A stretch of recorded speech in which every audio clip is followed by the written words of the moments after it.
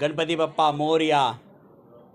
गणेश जी विराजमान मेरे घर पे 7 दिन के बप्पा हमारे घर पे आगमन हुए और बहुत ही उत्साह भरा माहौल में हम लोग 7 दिन बापा के दर्शन और बापा की भक्ति भाव से भक्ति करते।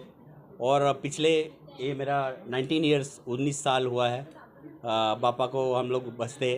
और इतने दिल जान से बापा जब जाते हैं तो आँखों में से आंसू आते हैं। और मैं पूरे मेरा परिवार उसमें 7 दिन में लगा रहता है और पूरे बापा के सेवा में हम लोग पूरा 7 दिन देते हैं।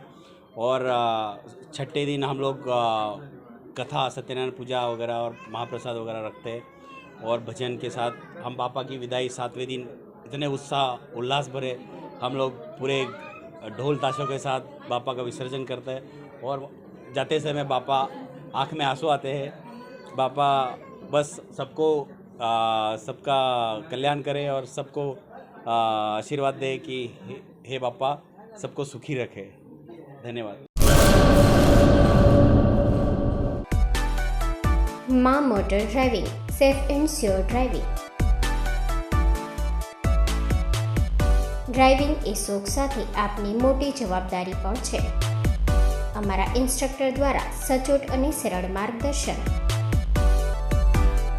આપની રોજની તાલીમની માહિતી મેળવીને શું અધુરાશ છે એના ઉપર પૂરું ફોકસ કરાય છે.